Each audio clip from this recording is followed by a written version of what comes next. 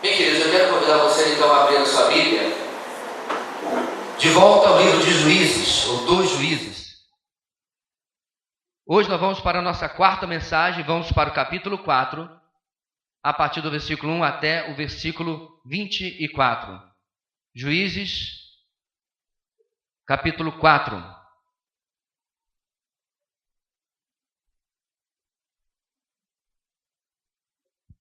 No livro de Juízes, irmãos, que nós temos caminhado, a palavra de Deus traz a seguinte mensagem: o abandono da aliança com Deus diante da ausência de uma liderança piedosa gera repetidas quedas em crescente declínio espiritual.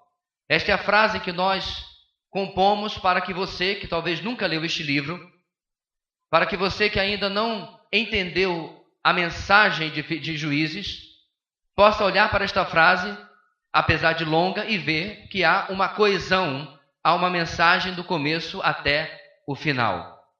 O abandono da aliança com Deus, diante da ausência de uma liderança piedosa, ou seja, uma liderança consagrada, gera repetidas quedas em crescente declínio espiritual. As 3 mensagens anteriores estão online para aqueles que, porventura, não assistiram, quiserem assistir. Eu gostaria de começar, irmãos, perguntando: você já esteve em uma casa onde os papéis estão todos de cabeça para baixo, estão todos revirados? Eu não estou me referindo a papéis desse tipo, mas as funções das pessoas estão todas ao contrário? Estão todos fora do que deveria ser? Uma casa onde os filhos comandam, mesmo que tenha uma idade muito jovem.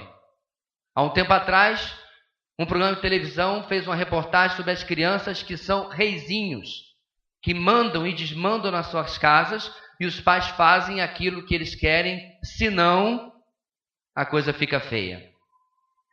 Você já esteve numa casa onde o marido parece uma peça de mobília, onde tudo o que falam com ele depende da esposa para tomar uma decisão? Eu disse depende. E não é uma relação de parceria, mas uma relação de total ausência de posicionamento, não há liderança daquele marido. Tais inversões de papéis, irmãos, têm muitos motivos. Porém, um principal é a omissão. Filhos tomam a frente da família por pura permissividade dos pais. Os pais, em lugar de se manifestar com disciplina, de ensino, se ausentam de guiar e orientar a vida dos seus filhos. Um outro motivo é a perpetuação da ignorância quanto aos papéis, o desconhecimento quanto aos papéis. O seu papel como homem, como mulher, como pai, como mãe, até mesmo em outras esferas, como empregado, como empregador, esses papéis não são inatos, você não nasce sabendo. Não tem um programa pré-programado no seu cérebro para você saber como é isso. É algo, ou são atitudes, comportamentos e posturas que são passados adiante e são aprendidas. Assim, se uma geração erra em passar adiante, com certeza vão haver inversões de papéis. Porém, um outro motivo também muito grande, talvez o maior deles, é a incredulidade. Quando eu me refiro à incredulidade, eu me refiro a não confiar naquilo que uma fonte externa diz que são esses papéis. No caso de nós cristãos, esta fonte é a palavra de Deus. Eu me refiro à incredulidade quando eu aprendo na palavra de Deus quais são esses papéis, mas na prática eu vivo outra realidade. Está lá. Eu acredito que está lá, mas não acredito o suficiente para viver. Eu não confio que o jeito de Deus seja melhor do que o meu jeito. Que o padrão de Deus é o melhor padrão. Então eu busco alternativas, e essas alternativas levam ao declínio espiritual. No texto de hoje, irmãos, em Juízes capítulo 4, a palavra de Deus vai nos ensinar o seguinte: o abandono do padrão de Deus destaca a incredulidade em meio ao declínio espiritual. Juízes capítulo 4 vai nos ensinar isso que está ali.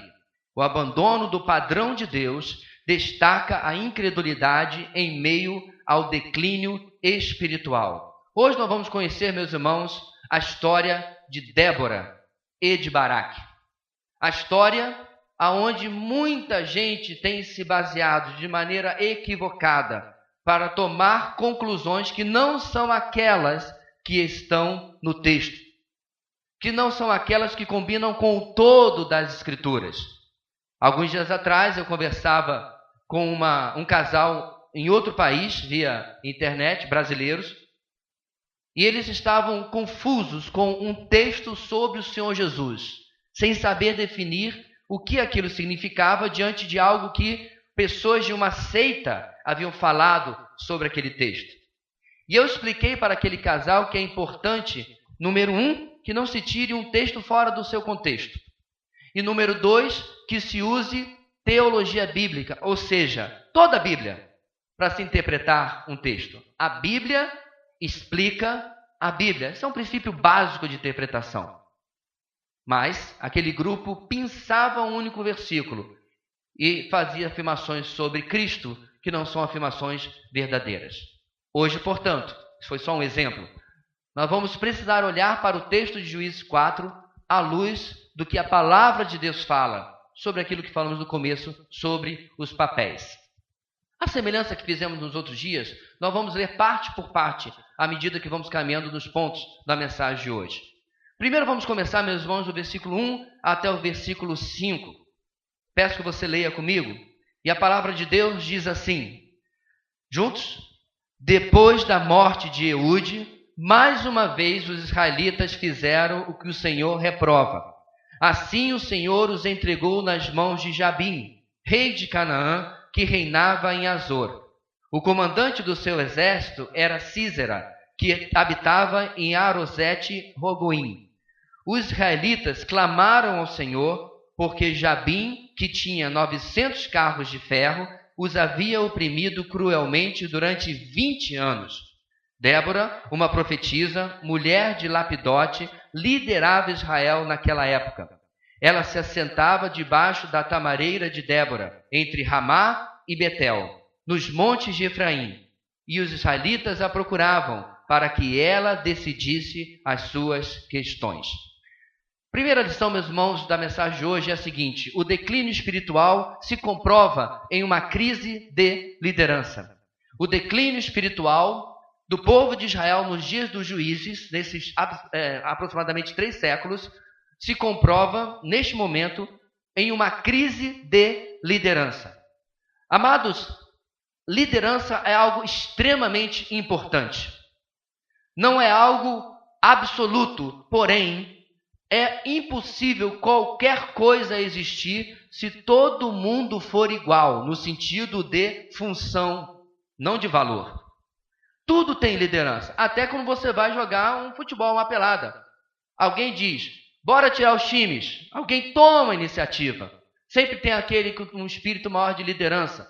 Quando você vai fazer um trabalho de escola, se todo mundo fica olhando para a cara do outro, o trabalho não sai e a cartolina fica branquinha. Alguém tem que tomar a iniciativa.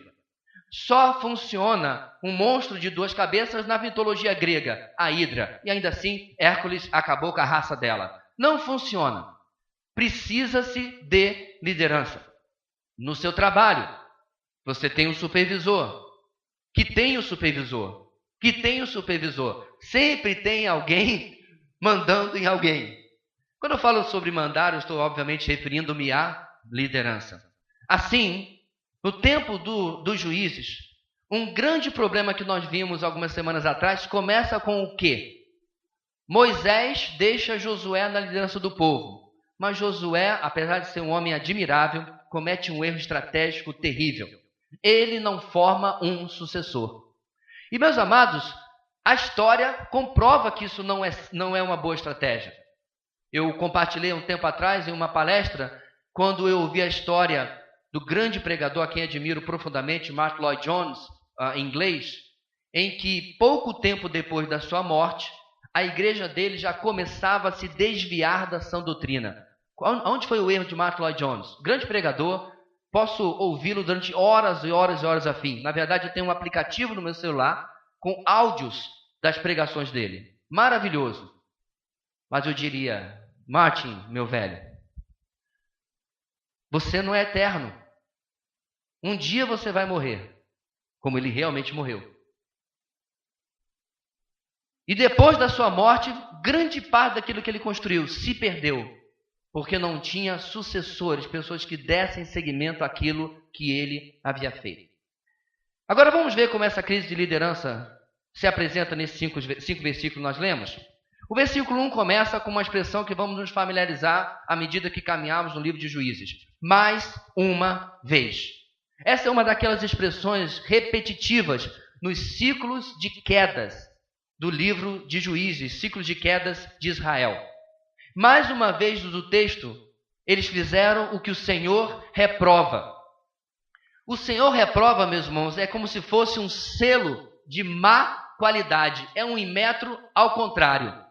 Não presta, está estragado, não passou no controle de qualidade de Deus. E este é um selo de qualidade, de má qualidade, que ninguém deveria desejar para si. Isso significava o quê? O povo estava afundado na idolatria, afundado na promiscuidade, e tudo que não presta estava proliferando no meio do povo.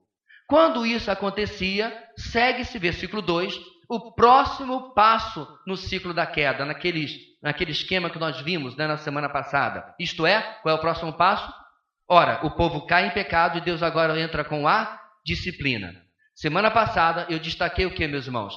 Deus nos disciplina porque Ele nos odeia e está fazendo birra, Ele está magoado, está batendo o pé. Foi isso que eu falei? Não. Deus nos disciplina porque Ele nos ama. Ele poderia, meus irmãos, simplesmente dar as costas para Israel. Talvez se eu e você, ou você, fôssemos Deus, nós teríamos dito, mas rapaz, quero saber mais desse povo não. De novo fazendo a mesma coisa? Não aprenderam nada no dia de Otoniel, no dia de Eude? Eu não vou tolerar isso mais não. Eu não preciso disso. Mas Deus não faz isso. Deus os disciplina, traz uma opressão de outro povo sobre ele, porque Deus os ama. Disciplina de Deus está nesse texto de forma clara, meus irmãos, porque o versículo 2 diz: o Senhor os entregou nas mãos de Jabim. A opressão deste rei cananeu sobre Israel não é uma consequência da política da época. As pessoas que estavam observando no dia a dia, assistindo o jornal, não tinha jornal, mas você entendeu, eles podiam ter essa impressão. Jabim veio contra nós, porque isso, porque aquilo, fazer conjecturas, talvez tinha programas de debate, eu não sei. Mas Samuel, que além de sacerdote e juiz, no futuro também era profeta, o que ele escreve? O Senhor os entregou. Não Satanás. Como eu falei hoje de manhã, é o preferido para levar a culpa de tudo, né? No mundo gospel de hoje. Tudo é o diabo se levantou. Às vezes ele nem está de pé, está deitado e o pessoal já diz que ele se levantou. Eu não estou dizendo, irmãos, que o diabo não tem uma participação nefasta em muito daquilo de ruim que acontece na nossa vida. Mas perceba, queridos, como disse Lutero certa vez, o diabo é o diabo de Deus. Ele não é uma força independente. Ele não faz o que lhe dá na telha. Ele faz e realiza no limite que Deus permite. E neste caso, o texto é claro, dizendo que foi o Senhor que entregou este povo nas mãos, o povo de Deus nas mãos do rei cananeu. Semana passada, meus irmãos, o nosso personagem, o vilão, era Eglon, cujo nome significa bezerro gordo. E ele é morto pelo juiz Eude. Hoje, a nossa personagem é Jabim, rei de Canaã, que reinava em Azor. Mas tem uma outra personagem mais importante, o comandante do seu exército, que era Sísera. Ou seja, estes dois são aqueles que durante 20 anos, nossa igreja tem 15, já pensou? 20 anos o povo está debaixo deles. Sabe o que me chama a atenção, meus irmãos, nesses tempos de opressão? 8 anos, 18 anos e agora 20 anos. quanto tempo o povo demora para se arrepender? Quanto tempo o povo demora para compreender que eles estão debaixo desta opressão, não porque eles são militarmente inferiores. Eles estão debaixo desta opressão não por causa de uma conjectura geopolítica, mas porque o Senhor está por trás. É interessante, irmãos, que eles ainda não entenderam os ciclos de queda. Eles continuam não passando adiante a tradição oral, verbal, as lições do passado. A essa altura eu fico pensando que começou a opressão nas mãos desse rei cananeu. Alguém já poderia dizer, me contaram disso. No tempo de Eude, no tempo de Otoniel aconteceu a mesma coisa. Eu sei o que temos que fazer. Temos que clamar ao Senhor. E agora, 1 ano, 2 anos, o Deus vai nos socorrer. Não. Eles levam, diz o texto, 20 anos, está no versículo 3, debaixo desta opressão. E essa opressão, meus irmãos, no versículo 3, nós temos também mais uma etapa do ciclo de queda. Clamor por socorro. Não conseguiam se livrar dessa opressão durante todo este tempo e finalmente se rendem a buscar o Senhor. Agora, algo impressionante, irmãos, no versículo 3, é a explicação do porquê eles estão debaixo desta opressão. Leia comigo. Os israelitas clamaram ao Senhor porque Jabim, que tinha 900 carros de ferro.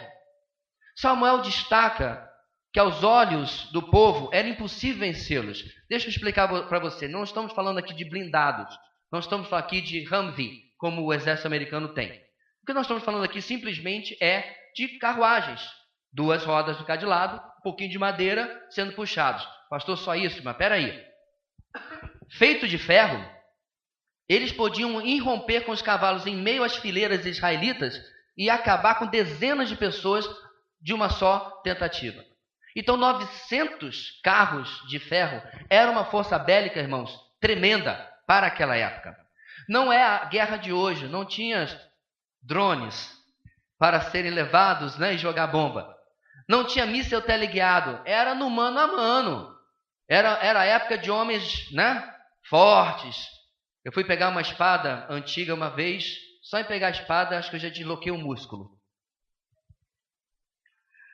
Nós não estamos preparados para isso hoje em dia, O nosso músculo mais forte hoje em dia está sendo o polegar, tanto digitar. Mas naquela época era no mano a mano, olho no olho. Você via o seu adversário perder a vida diante de si. Era algo terrível. E este detalhe servia como uma desculpa. Mas dá uma olhadinha o que Moisés diz ao povo em Deuteronômio capítulo 20, versículo 1. Ouça. Quando vocês forem à guerra contra os seus inimigos e virem cavalos e carros e um exército maior do que o seu, não tenham medo. Pois o Senhor, o seu Deus, que os tirou do Egito, a maior potência e império de hoje, estará com vocês. Agora repare na ênfase que Moisés deu. O Senhor, o seu Deus, que os tirou do Egito, estará com vocês. Samuel está destacando, meus irmãos, que eles estão tremendo diante desses 900 carros de guerra. Mas não deveriam. Porque lá atrás, 100 e tantos anos atrás, Moisés já os tinha advertido. Não se preocupa não. Carros de guerra não são nada contra o Senhor que os tirou do Egito. A crise de liderança, meus irmãos, se comprova em que esse povo não consegue reagir, mesmo tendo garantias de que Deus os iria livrar. O verso 4 nos traz talvez a personagem principal da nossa narrativa, que é Débora. E diz que ela era uma profetisa que liderava Israel naquela época. Aqui nós temos, meus irmãos, já de começo, um grande problema. Se você está familiarizado com o Antigo Testamento, você vai lembrar de figuras como Natã. Quem era Natã? Profeta nos dias de Davi, correto? Natã, inclusive, é o camarada que depois do pecado de Davi, conta aquela história para Davi e depois diz para ele o quê? Tu és o homem. Agora, você não encontra Natã, você não encontra nem mesmo Elias ou Eliseu tomando a frente do povo de Israel. Pode procurar. O profeta tinha um ofício paralelo. Ele tinha um ofício auxiliar. Ele deveria ser boca de Deus, profeta, para que o líder, juiz ou rei, futuramente, andasse nos caminhos do Senhor. Ele era um conselheiro. Davi valorizava muito a opinião de Natã. Mais à frente, outros serão consultados também. Nos tempos de Jeremias, qualquer um seria consultado, menos Jeremias, porque a palavra dele o rei não gostava. A palavra dele era uma palavra do Senhor, mas o rei não andava com o Senhor. Então ele ouvia qualquer profeta falso, menos Jeremias. O ponto é, meus irmãos, de que você não vê profeta liderando Israel. A crise de liderança já começa em que um auxiliar tem que tomar a frente, porque ninguém toma a frente. O povo começa a procurar esta mulher, esta profetisa. Diz inclusive que havia um lugar marcado, a tamareira de Débora, aonde ela recebia as pessoas. E aqui vai, meus irmãos, ou aqui começa um grande problema, porque Débora tem sido usada como argumento para todo tipo de desvio sobre a liderança feminina, particularmente na igreja. Nós vivemos dias, meus irmãos, pelo menos as últimas 2 décadas, para ser mais preciso, em que um movimento cada vez mais forte tem começado, em que dentro da igreja, o pensamento que é lá de fora tem entrado em buscar uma equiparação de papéis, aonde mulheres têm sido colocadas à frente na liderança de igrejas. Algumas, inclusive, tomando para si um título que você pode ir para frente e para trás nas Escrituras. Em cada um dos 66 livros, e você não vai encontrar em lugar nenhum. Eu me refiro ao título de pastora. Não, pastor. Pastor tem sim. Tem. Pastora de camelo, pastora de ovelha. O nome dela era Raquel. Não pastora de gente. Você não encontra em lugar nenhum da palavra de Deus. Porém, quando você começa, irmãos, a explicar isso, os ânimos se afloram e as pessoas pensam logo em patriarcado, machismo opressor, em um pensamento de preservar algum tipo de privilégio que os homens têm. Mas não é isso que é o problema. Não é isso que é a questão. A questão é, a palavra de Deus está realmente defendendo a liderança feminina nesse texto? Vamos examinar o todo da palavra de Deus? Se você olhar, queridos, para o começo da chamada de Israel, as mulheres estavam lá, mas o povo de Israel é reconhecido como povo de Abraão, Isaque e Jacó. Pastor, é que o senhor é ruim de cultura? É que naquela época havia uma cultura machista e patriarcal muito forte. Liderada por Deus, né, irmão? Porque quem se refere ao povo de Israel como o povo de Abraão, Isaque e Jacó, não é a cultura, é o próprio Deus. É ele que vai atrás de Abraão em Ur dos Caldeus, e depois ele se revela ao seu filho Isaque, e depois ele se revela ao seu filho Jacó e troca o nome para Israel. É ele que determina, inclusive, o sexo dos nossos filhos, que dá, olha que interessante, a este homem, todos os filhos homens a Jacó, e apenas uma mulher. Por quê? Porque dele sairia as 12 tribos de Israel. Você já parou para pensar nisso? Ou foi a sociedade patriarcal da época que decidiu que as mulheres iam ter só homens praticamente? Só meninos? Não, né? Deus decidiu. Se Deus, meus irmãos, realmente tivesse de acordo com a agenda que se defende hoje, teria dado a eles 6 meninos e 6 meninas, para ficar tudo bem. A questão, queridos, é que o pessoal confunde. Preste bem atenção nisso aqui, para que você nunca mais caia na lábia desse pessoal. Valor e função são coisas completamente diferentes. Todo ser humano tem o mesmo valor, independente de raça, credo, sexo, time de futebol que torce, apesar que eu tenho lá minhas discordâncias com essa última parte. Entendeu? Não é valor. O valor intrínseco do ser humano é indiscutível. Isso vai, inclusive, para outras esferas. O valor da mãe e do feto é o mesmo. Mesmo que a sociedade hoje esteja andando na contramão desta noção. O que difere, queridos, é a função. No navio, todo mundo sabe quem é o capitão. ou pode ser a capitã. Todo mundo sabe quem é o alferes. E se você tem uma questão de capitão, você não vai procurar o alferes, vai? Não, porque são funções diferentes. No quartel, as graduações, os postos têm uma função de hierarquia, de ordem. Dentro da sua casa também. Grandes desvios, queridos, acontecem quando pai e mãe invertem os papéis. Eu não vou aqui gastar meu tempo falando sobre cada um deles, mas são fatos comprovados sobre como isso cria desvios de comportamento nos filhos. Alguém coloca na internet, acha engraçadinho e eu não acho? Que na sua casa é mãe isso, mãe. Aí quando diz pai, o que é? Cadê a mãe? Não acho isso engraçado. Acho isso péssimo. Significa que esse camarada é uma peça de mobiliário. Que não entende a sua função à frente da sua família.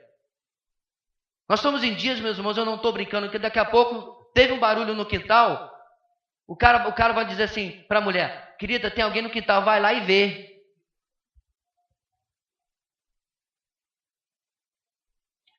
Mesmo que seja a esposa que tenha permissão para carregar arma, né? Não é assim que a vida funciona. Pelo menos não deveria ser.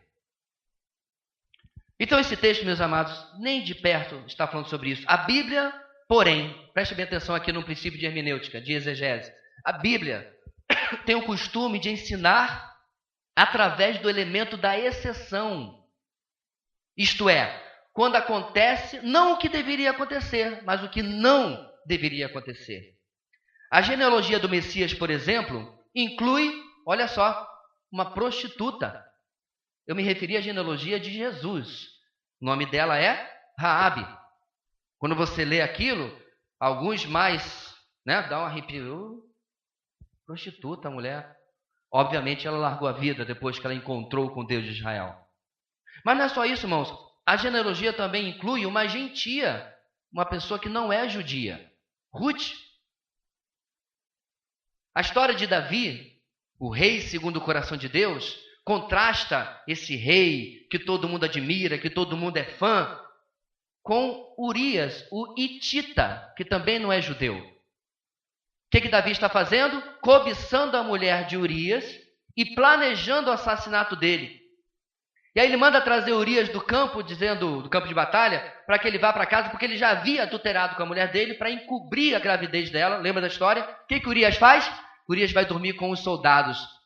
Questionado, o que Urias responde?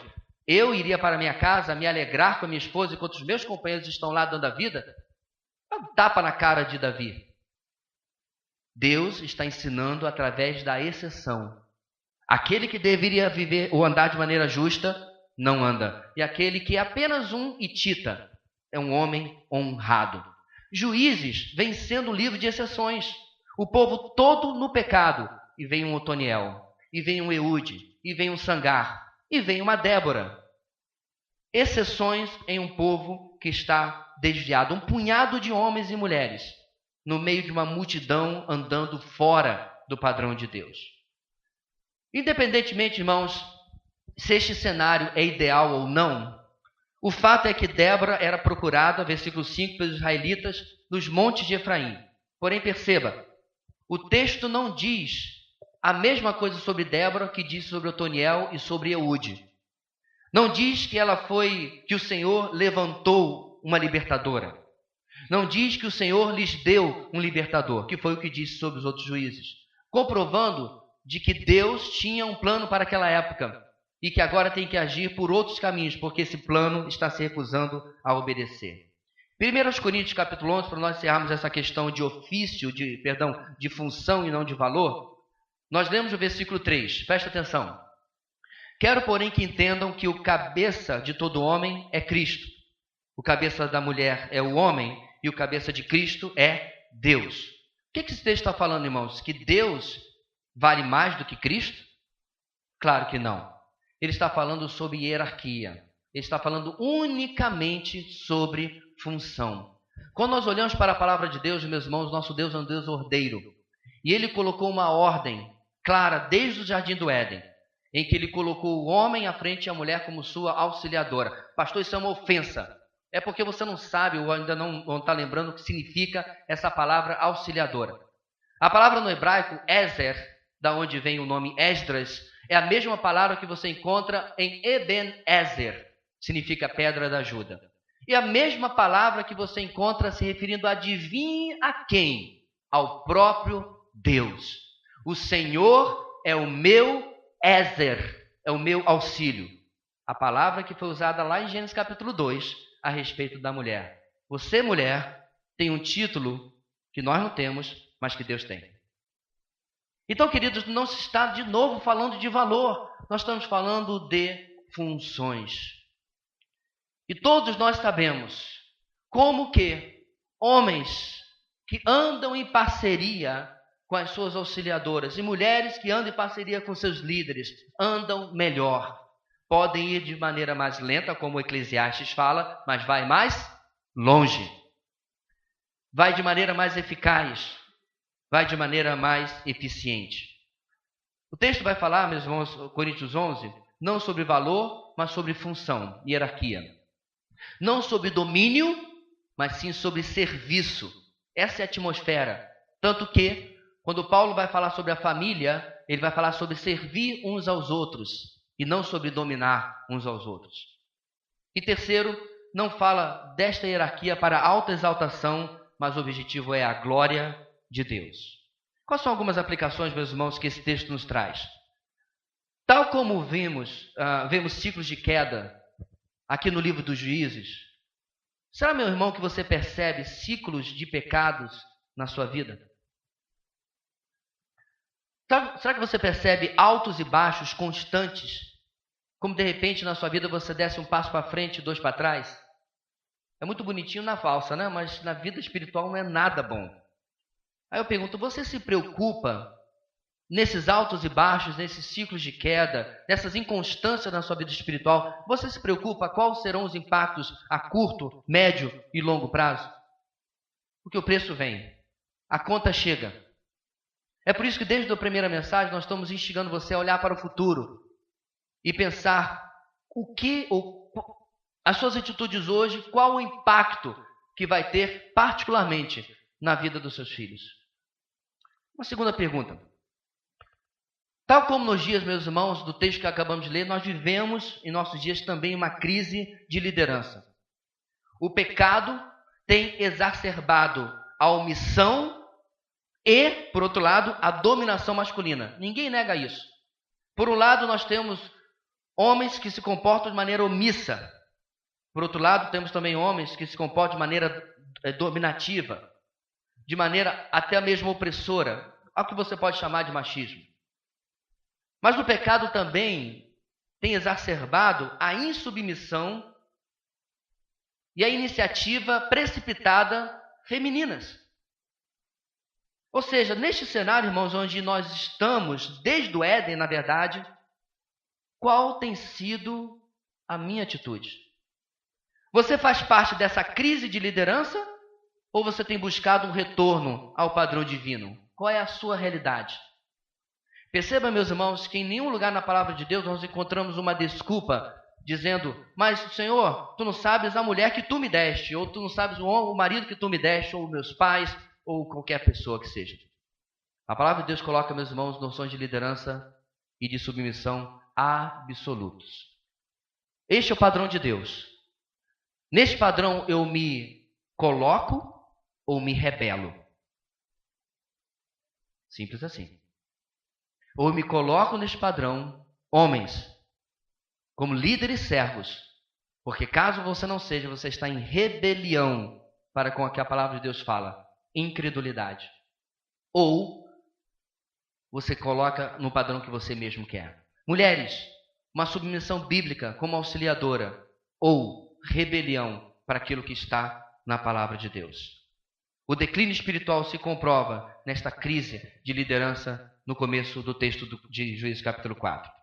Agora o texto vai continuar, meus irmãos, do versículo 6 em diante. Começa mais a ação, porque agora vai entrar um outro personagem. Vamos ler juntos, versículo 6, diz assim: Débora mandou chamar Baraque, filho de Abinoão, de Quedes, em Naftali, e lhe disse: o Senhor, o Deus de Israel, ordena a você que reúna 10.000 homens de Naftali e Zebulon e vá ao monte Tabor. Ele fará que Sísera, o comandante do exército de Jabim, vá atacá-lo com seus carros de guerra e tropas, junto ao rio Quizon, e os entregará em suas mãos. Baraque disse a ela: se você for comigo, irei, mas se não for, não irei. Respondeu Débora: está bem, irei com você, mas saiba que, por causa do seu modo de agir, a honra não será sua, porque o Senhor entregará Sísera nas mãos de uma mulher. Então Débora foi a Quedes com Baraque, onde ele convocou Zebulon e Naftali. 10.000 homens o seguiram, e Débora também foi com ele. Ora, o queneu Éber se havia separado dos outros queneus, descendentes de Jobabe, sogro de Moisés, e tinha armado sua tenda junto ao carvalho de Zaanim, perto de Quedes. Quando disseram a Sísera que Baraque, filho de Abinoão, tinha subido o monte Tabor, Sísera reuniu seus 900 carros de ferro e todos os seus soldados de Arosete-Ragoim ao rio Quizon. E Débora disse também a Baraque: vá, este é o dia em que o Senhor entregou Sísera em suas mãos. O Senhor está indo à sua frente. Então Baraque desceu o monte Tabor, seguido por 10.000 homens. Segunda lição de hoje, meus irmãos, é o seguinte: o declínio espiritual se comprova em uma crise de confiança no Senhor. O declínio espiritual se comprova em uma crise de confiança no Senhor. Onde nós vemos isso? Em que o homem que deveria assumir o comando e já tem as instruções do que deveria fazer, não confia na palavra do Senhor. Dita por quem? Pela profetisa. Aquilo que ela havia dito, ele deveria tomar para si e cumprir o que o Senhor lhe havia ordenado. No versículo 6 nós vemos que Débora parece buscar que a normalidade retornasse a Israel. Ela chama Baraque de Naftali, tribo no extremo norte de onde ela morava, porque ela estava mais no centro de Israel. E Baraque é instruído a reunir 10.000 homens de Zebulon e de Dan. Débora cumpre aqui, de novo, o seu papel de auxiliar, papel importantíssimo como profetisa em Israel. Mas ela deseja transmitir a liderança de volta para outra pessoa que não deveria ser ela. Por isso que ela chama Baraque, para que ele possa coordenar os homens de duas tribos e libertar Israel. O verso 7 traz um forte ensino, irmãos, sobre a soberania de Deus. Lá nós lemos: ele fará que Sísera, ele quem, irmãos? Deus, o comandante do exército de Jabim, vá atacá-lo, e Deus os entregará em suas mãos. Soberania de Deus, coordenando tudo aquilo que vai acontecer. Mas repare, irmãos, que isso aqui está no meio de novo de duas informações. Esse exército virá com seus carros de guerras e tropas. Ou seja, Deus está dizendo para Israel: lembra do que eu lhe disse através do meu servo Moisés, ainda lá no deserto. Ele está dizendo: olha, eu vou lhes entregar, apesar dos 900 carros de guerra que eles têm. Durante os 20 anos, isso foi o que impediu Israel de tomar uma providência. Deus agora diz: eu vou lhes entregar com carro de guerra e tudo. Nossa, ficava cheio, né? Agora vai. Agora não foi. A palavra, meus irmãos, de um profeta no Antigo Testamento é mesmo que isso aqui. E deveria instigar na pessoa fé. Não é isso que diz? A fé vem pelo ouvir e ouvir a palavra. Isso deveria produzir em Baraque desejo de fazer alguma coisa. Nossa, agora, até o momento eu estava meio receoso, mas agora vai, porque Deus disse através da sua profetisa que não apenas vai me dar vitória, e ainda mencionou os carros de guerra. Eu vou passar a régua. Vai ser uma vitória de lavada. Não é essa a atitude de Baraque. No versículo 8, Baraque demonstra como estava o povo de Israel naquele momento. Incrédulo. Ele confia mais em Débora do que na palavra do Senhor e no Senhor da palavra. Pastor, mas espera aí, isso aqui não é uma referência, como, por exemplo, se tivesse sido chamado Samuel, você não estaria falando isso. Não, irmão, estaria falando a mesma coisa. Porque o ponto aqui não era a companhia de Débora, mas a incredulidade dele com o que Deus havia acabado de lhe falar. Deus não disse para levar Débora a lugar nenhum. Agora, além disso, para pensar. Ele não ia levar Débora, uma mulher, e colocar num bunker. Sabe, aqueles negócios de concreto que fica no chão para proteger de bomba até atômica? Ele não ia pegar a Débora e ia colocar numa fortaleza protegida. Ele ia levar uma mulher para o campo de batalha. Eu fico perguntando, o que esse homem está pensando? Ele está tão, irmão, desnorteado, ele está tão sem padrões do que ele deveria fazer, que ele faz o contrário do que qualquer homem deveria fazer. Se nós não devemos sequer, quando estamos andando na rua, dar o lado da rua para a mulher e ficar com o lado da calçada, quanto mais levar para um campo de batalha. Pastor, mas hoje em dia tem umas mulheres lá nos Estados Unidos que, olha, são com rifle na mão, né, amigo? E com Kevlar protegendo e sei lá, mas o que? Profundo treinamento militar. Eu ainda discordo que esse seja o lugar delas, mas isso não é o ponto. A questão é, lá estava indo Débora, de roupas normais. Sem habilidade para lutar, e não era para isso que ela foi lá, perto do perigo.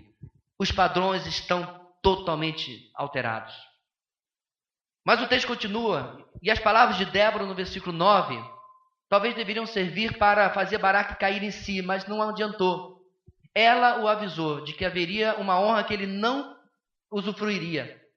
Quando fala aqui sobre honra, meus irmãos, é no sentido de um privilégio humilde, de ser usado por Deus. E esse privilégio, diz o texto, vai ser transferido a outra mulher. A honra que Otoniel teve, que Eude teve, não seria compartilhada em todo por Baraque. No verso 10, porém, vemos que ele continuou colocando sua confiança em uma pessoa humana e não no Senhor. Eis aí, meus irmãos, a crise de confiança no meio do povo de Deus. O verso 11 nos traz aqui, você percebeu? Um parênteses. Fala de um homem chamado Éber, parente do sogro de Moisés. Nós vamos entender esse parênteses daqui a pouco. Se você já leu o texto, já sabe. O texto se antecipa falando de um homem que mais adiante a sua família terá um papel determinante. Continuando. No versículo 12 e 13, o texto volta para a cena principal, para Baraque e Sísera.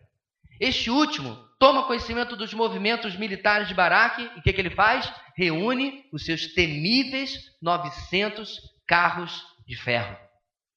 Ele se reúne para atacar a Baraque. Ele se reúne para, do alto da sua altivez, pensando que ia vencer tudo, que ia conseguir conquistar. Mas não é isso que o texto diz. O texto diz que eles começam a se movimentar, que eles começam a ir, mas há uma promessa também dita por Débora. Vá, este é o dia que o Senhor entregou Sísera em suas mãos. Mais uma vez, vemos Baraque dependendo de Débora para tomar ação. Repare que ele não deveria precisar disso, porque lá no versículo 7, lá em cima, Deus já havia dito a ele que ele teria vitória. Mas Débora parece, meus irmãos, que precisa, vez após vez, incentivar, fortalecer, estabelecer a confiança desse homem. Com certeza, Baraque, queridos irmãos XY, não é em absoluto um exemplo aqui a ser seguido. Alguém que precisa ser quase obrigado a cumprir o papel que ele deveria cumprir. E cabe a Débora, infelizmente, fazer isso. Débora está dizendo agora para Baraque: Baraque, não sou eu, o Senhor é que está fazendo isso. Nele deveria estar a sua confiança. E com a palavra de Débora, meus irmãos, no versículo 14, adivinha o que acontece? Ela some de cena. Não se ouve mais falar de Débora. O capítulo vai terminar e esta é a última vez que se ouve falar do nome desta mulher. Irmãs, como aplicação, há uma enorme lição aqui. Débora sutilmente toma para si o anonimato diante daquele que deveria ser o líder desde o começo. Eu quero reafirmar mais uma vez, o valor desta mulher na história de Israel é incomparável. Ela é uma profetisa, mas ela reconhece o seu papel e o seu lugar. E depois de pela segunda, terceira, quarta vez dizer para este homem o que ele deveria fazer, é como se ela desse aquele desaparecimento do Batman e vai, sabe? Você olha, cadê ele? Uma mulher sábia. Eu creio, inclusive, que ela percebe que enquanto ela estiver ali, Baraque não iria, de certa forma, romper a dependência que havia criado dela. Uma mulher que sabia como impulsionar o homem ao seu papel, enquanto ela mesma se recuava ao seu papel fundamental de auxiliadora. Irmãs, eu reconheço, ouvindo a história de muitas, durante 20 e tantos anos de ministério, que isso não é algo fácil. Que muitas vezes, mulheres são, ou se sentem colocadas em posições desconfortáveis, porque senão a casa cai. Às vezes, literalmente. E muitas vezes eu já disse, ao longo desses anos, deixa a casa cair. Para ver se pelo menos ele acorda.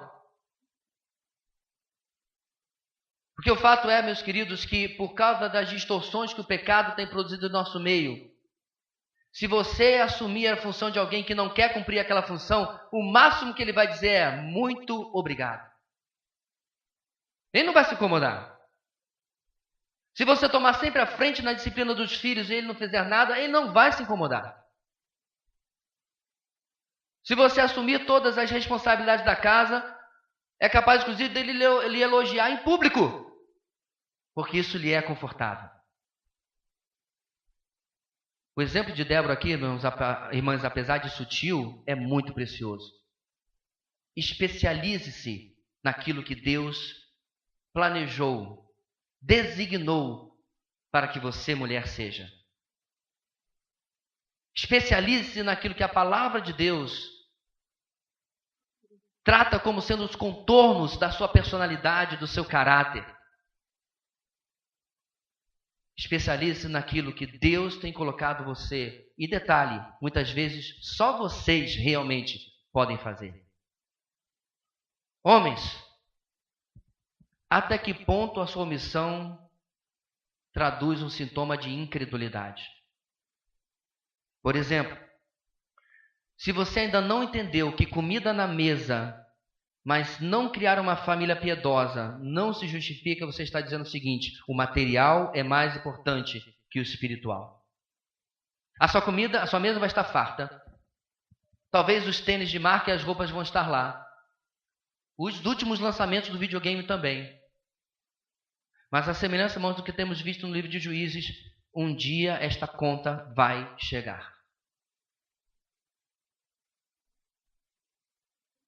E quando nós agimos desta maneira, nós estamos declarando: eu não acredito no que a palavra de Deus está dizendo. Eu não acredito em Deuteronômio 6. Ouve, ó Israel, as palavras que hoje lhes ordeno, vou usar a revista atualizada, tu as inculcarás a teus filhos. Racha a cabeça do curumim e mete lá. E vai falar delas andando no caminho, assentado em casa, e ao levantar e a deitar. Moisés é exaustivo, ele é hiperbólico para dizer: a palavra de Deus precisa habitar na sua casa. Mas eu não acredito nisso.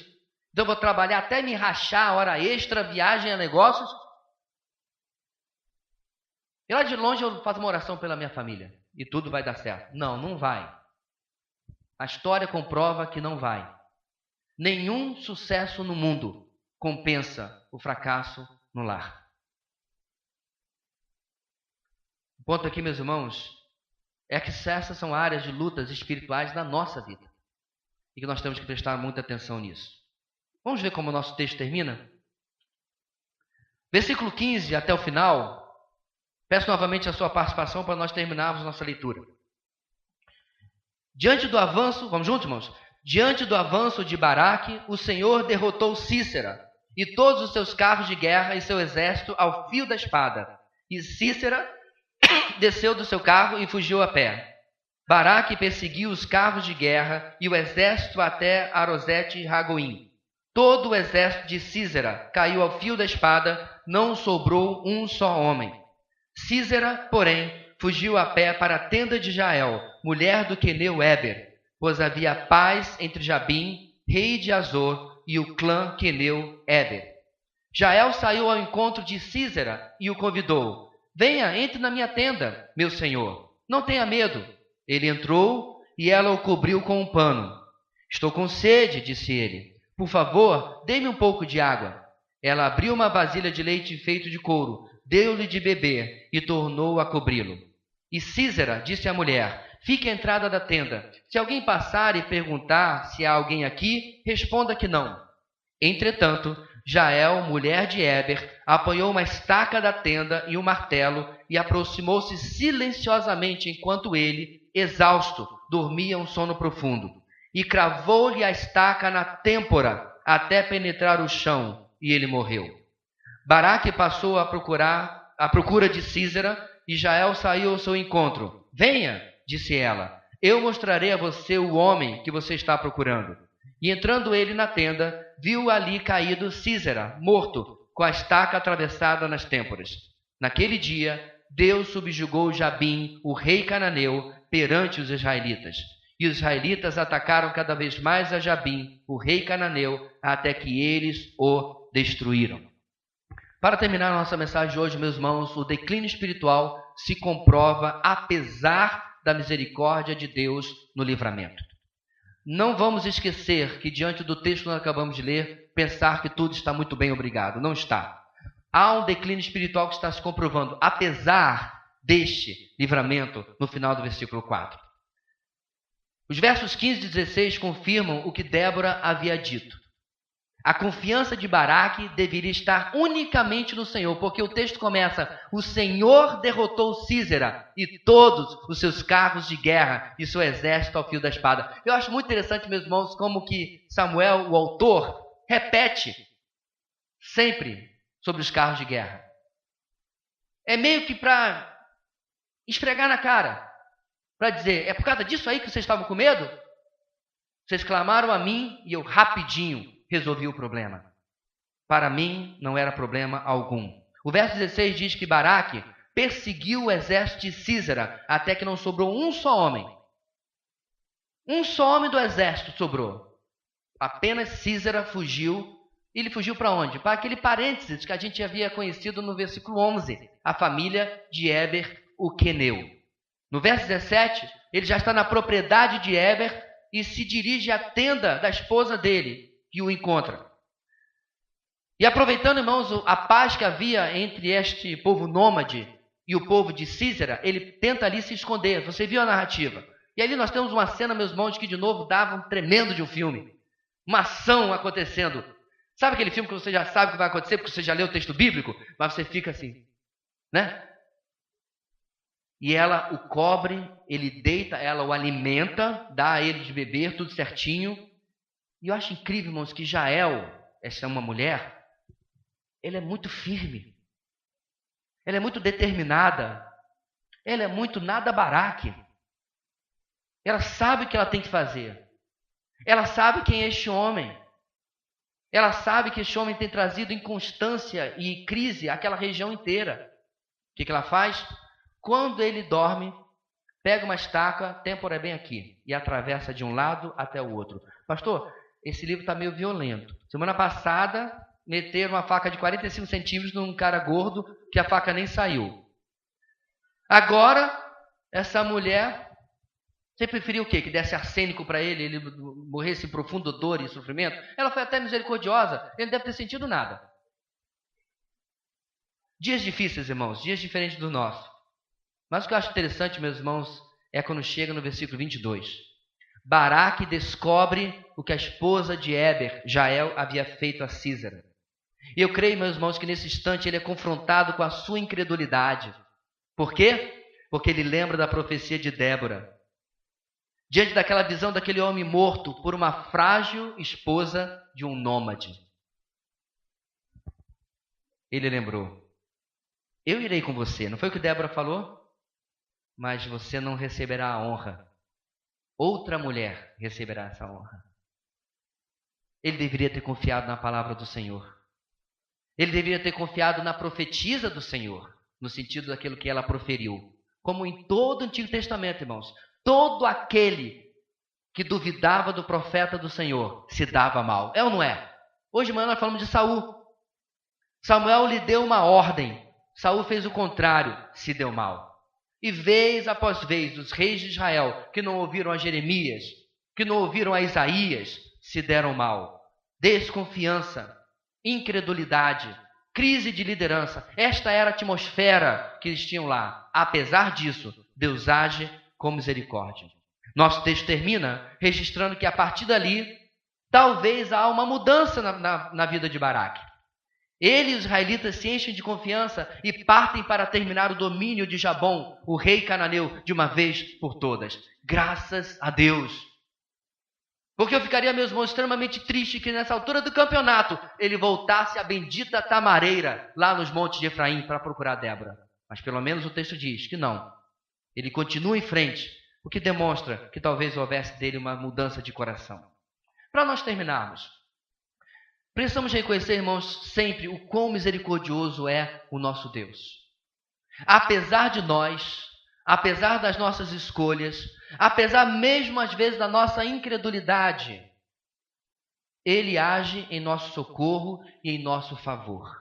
Porque, meus irmãos, se a minha e a sua vida tivesse que estar 100% para Deus agir, para Deus nos socorrer, a gente estava roubado. A gente estava em maus lençóis. Mas Deus é tão misericordioso, meus irmãos, que apesar dos nossos erros, Ele vai lá e remenda os nossos caminhos.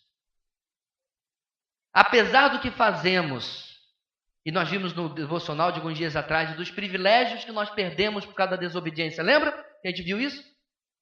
Deus cumpre o seu propósito e Ele nos pega, deixa eu pegar esse cabra aqui teimoso e botar de volta aqui no caminho que eu tenho para ele. Meus irmãos, eu posso assegurar, se você não percebeu na sua vida, eu vou lhe assegurar da minha, que só estou, porque Deus me trouxe pelos... Meu Deus me arrastou pelos cabelos, que é difícil. Mas na época tinha como? Chutando e esperneando. Porque eu achava que eu estava fazendo o que era o melhor.